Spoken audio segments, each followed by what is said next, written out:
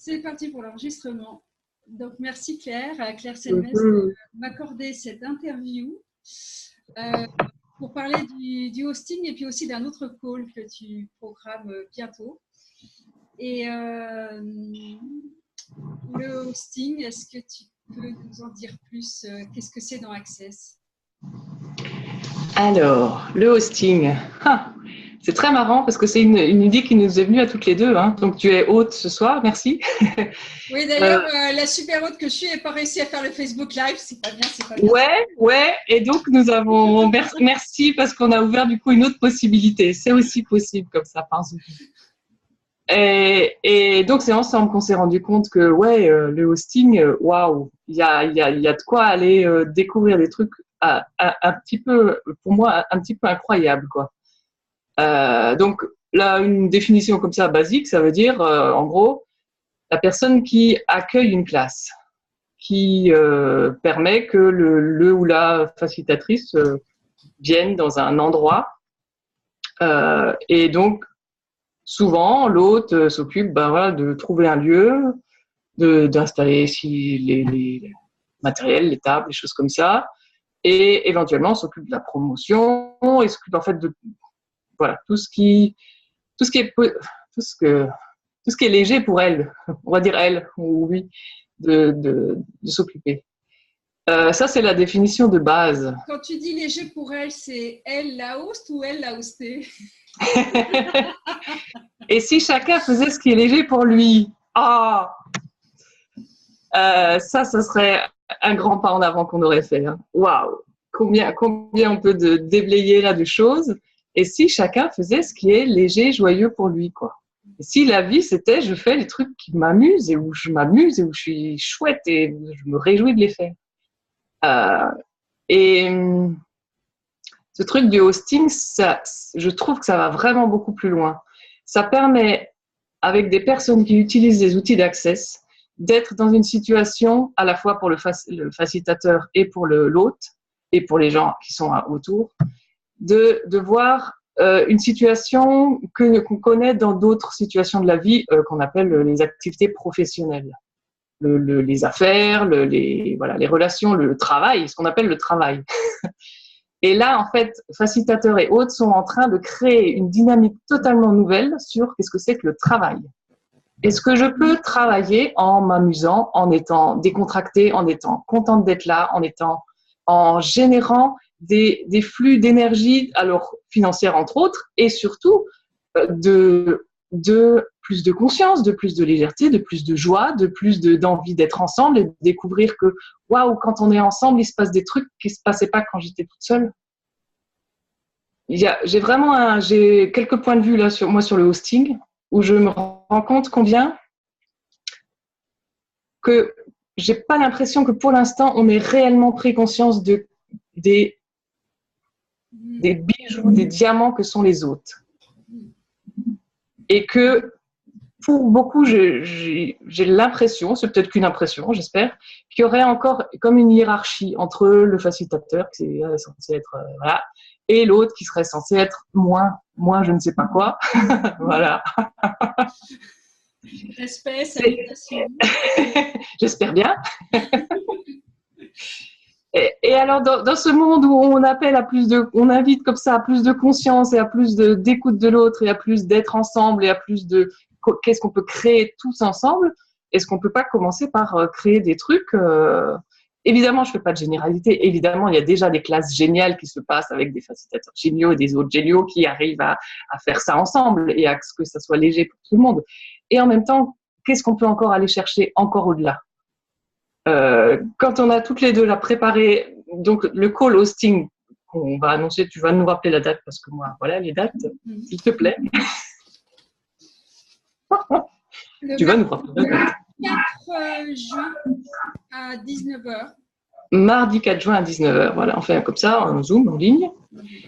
Sur ce call hosting, depuis qu'on en a eu l'idée ensemble et qu'on le prépare, on s'est rendu compte qu'il y a plein de trucs, que ça révèle des trucs en nous, quoi. En nous deux, et puis à qui ça appartient. Enfin, est-ce qu'il y a plein de gens qui sont dans ce même cas? Ou voilà, quelle valeur est-ce que j'ai? Est-ce que je peux être là présente sans être moins que l'autre et sans forcément en vouloir être plus, mais en étant moi. Voilà.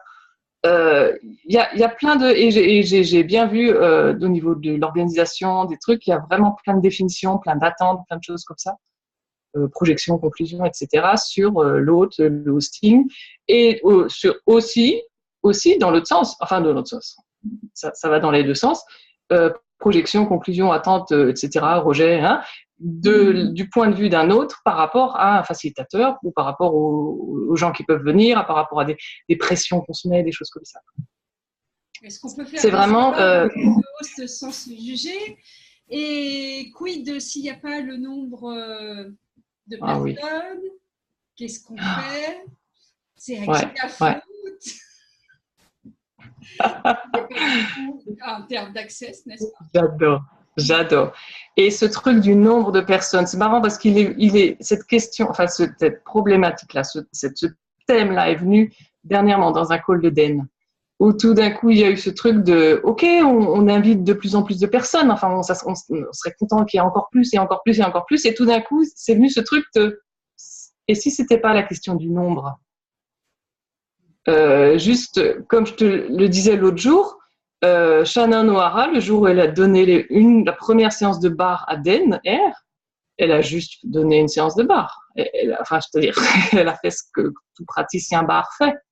Et qu'est-ce que cette séance de bar-là, qu'elle a fait avec une seule personne, a eu comme effet ensuite, grâce au choix évidemment que lui a fait. Et voilà, est-ce qu'une seule personne, quel impact est-ce qu'elle a cette personne-là? Donc dans les classes, c'est génial, c'est super d'avoir des classes 100, 1000, voilà, génial, super. Et quel impact ça a? Voilà, sur le changement des consciences et tout. Et en même temps, et si c'est des classes à 3, 5, 10, et quel impact ça a? Et quel impact ça pourrait avoir? Et combien de croyances de limitation on a mis derrière le nombre, derrière les chiffres, derrière la quantité? Yes. Et c'est très rigolo, hein, depuis qu'on a commencé à créer ce truc-là enfin, cette thématique, ce call, de préparer ce call, je vois de plus en plus de gens, il y en a une qui disait, ce call, mais pourquoi je regarderais? Et alors on lui dit, bah, c'est juste que tu vas hoster DNR bientôt, là, et ah oui, ah non, mais oui, mais c'est très marrant comme il y a des réactions vachement rigolotes, quoi. Enfin, moi, je trouve ça chouette. Et de ton côté, ça fait quoi alors?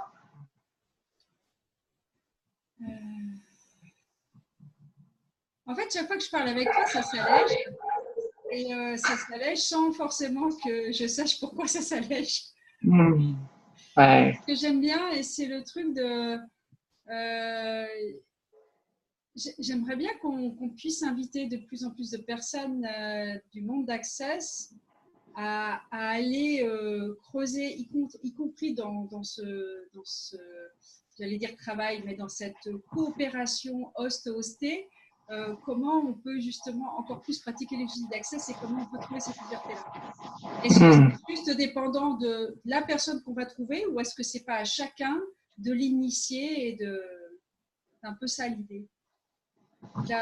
Est-ce qu'il faut à chaque fois que j'appelle Claire pour alléger quand j'ai un problème dans mon hosting ou parce que là tu vas te dégoûter et point de vue intéressant, c'est ce point de vue intéressant, ou alors est-ce qu'on peut, je sais pas, justement se poser et librement tout ce qu'on se crée comme lourdeur, on reproduit la réalité alors que tout est à créer.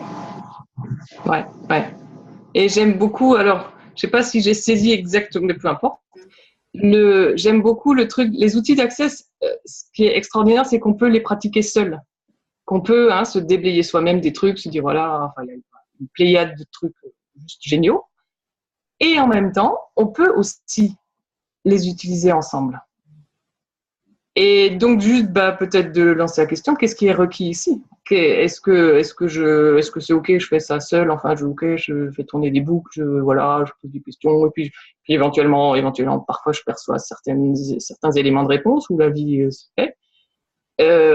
Et ou est-ce que parfois, parce qu'on a des fois ce truc de un vieux machin qui dit qu'on est censé, comment c'est déjà? Être autonome, être assez grand pour, être des choses comme ça.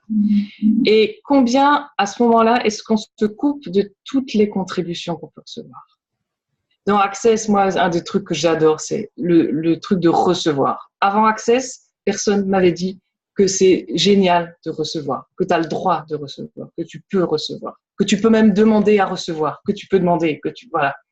Vraiment ce truc de recevoir et de recevoir des contributions. Les contributions, ça ne veut pas dire que tu es moins. Ça veut juste dire que tu acceptes de recevoir. Tu laisses recevoir comme ça viendra, comme c'est possible. Et ouais, quelle contribution. C'est rigolo parce que c'est dans le titre, je crois qu'on a mis, hosting, quelle contribution. Quelle contribution est-ce que chacun peut être pour la classe, pour l'autre, pour l'hosté, et quelle contribution est-ce que chacun peut recevoir de la classe, de l'autre, de l'hosté, de bien au-delà de ça. J'ai presque envie, tiens, je pense que je te poserai la question quand ce sera le moment du call, mais il y a la frontière, d'ailleurs, des fois, je me demande s'il y en a une, entre le hosting et la co-facilitation. C'est-à-dire, finalement, quand deux facilitateurs co-facilitent une classe et qu'il n'y a pas de host, qui hoste qui se complémente comment, et finalement, il y a des choses en commun. Oui, c'est vrai qu'on pourra en parler dans le call de combien de définitions on a mis à ça, combien de frontières on a mis à ça, et combien on peut avoir un temps, certains types de frontières, de définitions de trucs parce que c'est plus simple, plus cool, et plus léger, peut-être même pour tout le monde, éventuellement pour soi, mais peut-être même pour tout le monde. Et il y a aussi un truc de parfois il est requis, donc il y a juste à demander est-ce que c'est requis? Oui, non. Est-ce que c'est requis? Est-ce que c'est léger? De prendre le leadership. C'est-à-dire, si certaines personnes ont une idée des définitions du laisser-être, qui fait que le laisser-être, ça serait ouais, bah, tout ce que tu veux, ouais, c'est bon, oui, d'accord, ouais, ouais, comme tu veux. Et quand il y a à choisir un truc, oh, je ne sais pas, c'est comme tu veux, tout me va, vas-y, voilà. Pour info, c'est pas ça le laisser-être, on pourra en parler. Et donc, il y a à lancer des questions et à voir qu'est-ce qui est requis. Et on le sait, on le sent en soi quand, OK, là maintenant, on choisit. C'est-à-dire peut-être éventuellement à certains moments, c'est je choisis, OK, je dis ça, je fais ça. Parfois même, je hausse le ton, enfin voilà, juste parce que c'est requis, parce que quand on est dans l'énergie, quand on suit l'énergie, voilà, c'est requis. Je hausse le ton pour dire, bon, alors maintenant c'est bon, on va falloir qu'on choisisse un truc maintenant quand même. Voilà. On n'est pas toujours dans le oui. Et donc, voilà, ce truc du chacun, quand c'est requis, chacun peut prendre le leadership. Et ça veut évidemment pas dire que l'autre va faire le travail du facilitateur. C'est vraiment une autre énergie. C'est différent. C'est juste qu'est-ce qui est requis là? Quelle présence est-ce que je suis? Et combien de définitions on a mis à qu'est-ce qui contribue?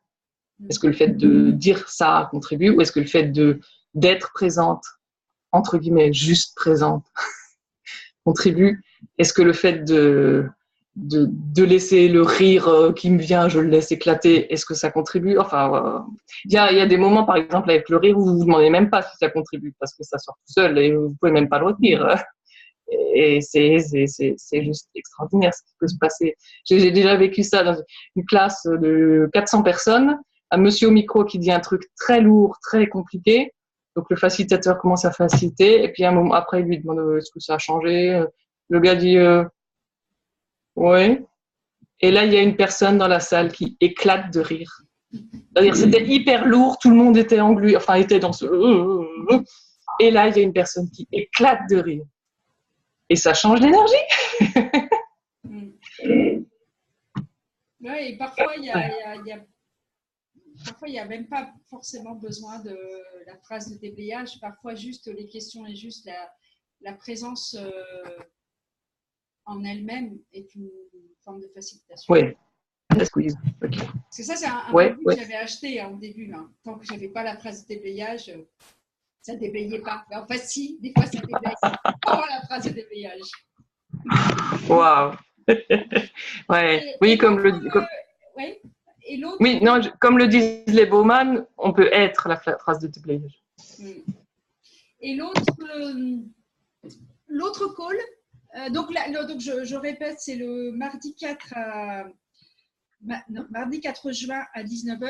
Et l'autre, c'est sur Actualiser avec aisance. Ça, c'est plus tôt, c'est le mercredi 29 à 19h.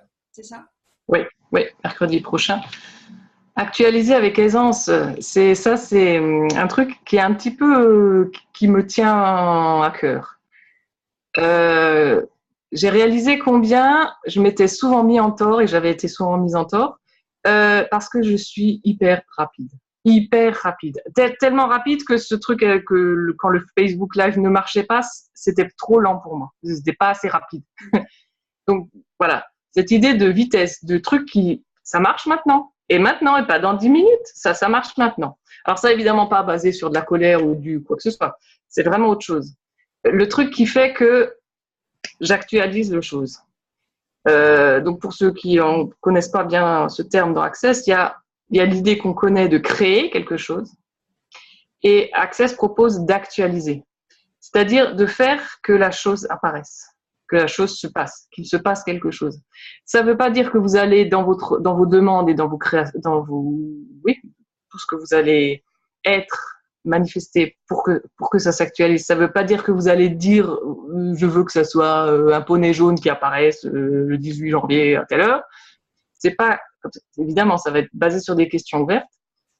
Et ce truc d'actualiser, c'est en réalité de déblayer suffisamment de choses pour arriver vraiment à vos capacités qui font que le truc se fait 1 heure après, se fait enfin, moi, ça m'est arrivé au plus tard le lendemain, quoi. Il y a des trucs où je me disais, ouais, ok. Ou comme on en parlait l'autre jour, 2 thèmes où je m'étais, pour moi, c'était clair il y a 2 semaines, 3 semaines, c'était clair que ces 2 thèmes-là, dans ma vie, ça changerait vraiment dans 10 ans, peut-être 20. Et j'ai commencé certains types de déblayage et des choses comme ça, et de vraiment voir avec moi. Et au bout d'1 semaine, il y a eu des résultats, des trucs qui ont commencé à changer. J'ai dit, waouh, mais ça marche. Mais que faudrait-il pour qu'on puisse le voir? Parce que même après une séance de barre où on voit la personne qui irradie et que la personne elle-même ne le voit pas forcément, ou même quand elle nous parle et qu'on voit complètement que son énergie est changée et elle ne le voit pas, qu'il faudrait-il pour que les personnes, pour qu'on se rende compte qu'on actualise, on reconnaisse que quelque chose s'est actualisé déjà? Ça fait partie de cette facilitation-là qui parle notamment du changement. Qu'est-ce que tu as défini comme que le changement devait avoir comme apparence, comme goût, comme parfum, comme manière d'être ou de se présenter ou d'être vu, et que tant que ça n'apparaît pas de cette manière-là, tu ne le vois pas, tu ne le reconnais pas. Donc, il y a beaucoup ce système de la reconnaissance, de reconnaître ce qui se passe, de reconnaître des choses en toi. Et donc, tant qu'on a toutes ces définitions ou toutes ces attentes, toutes ces choses figées, le changement, on ne le perçoit pas, donc on ne le reconnaît pas. Et quand on ne le reconnaît pas, du coup, ça met beaucoup plus de temps à être vraiment, vraiment disponible et vraiment là pour nous. Il y a aussi vraiment, dans ce call-là, un truc par rapport à ce qui est disponible maintenant. Depuis janvier et encore plus fort depuis la classe 7 jours qu'ils ont fait, il y a du changement. C'est des énergies, des espaces qui sont ouverts. Pour l'instant, moi, je mets encore le mot espace dessus, mais il y a un truc en moi qui dit t'es sûr que vraiment c'est encore le mot à utiliser, parce que c'est comme passer du 10 mètres carrés aux 300 millions de mètres carrés. Il y a un moment où tu te dis c'est vraiment le même mot qu'avant qu'on utilise. Voilà. C'est des espaces, des énergies, des choses qu'on peut recevoir, qu'on peut percevoir et du coup qu'on peut être, qui amènent vraiment du changement. Vraiment du changement. Je m'efforce de partager ce que moi je vis, ce que je reçois et ce que je vis. Évidemment, je ne dis pas que c'est une recette qui s'applique et qui marche à tous les coups, etc. C'est vraiment une question de… Comment ça ne marche pas à tous les coups? C'est pas une recette. C'est-à-dire, je peux vous donner les outils, les ingrédients, je peux vous proposer les questions qui viendront dans la facilitation, qui seront là. Vous pourrez bénéficier de tout ce qui se passe pour les gens autour, de tout ce qui… C'est combien est-ce que vous êtes prêt à recevoir vraiment? À recevoir vraiment, à baisser des barrières dont vous n'aviez même pas idée qu'elles existaient et dont personne n'avait idée qu'elles étaient là.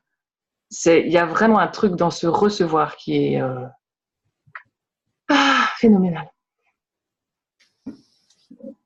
Donc, invitation à recevoir.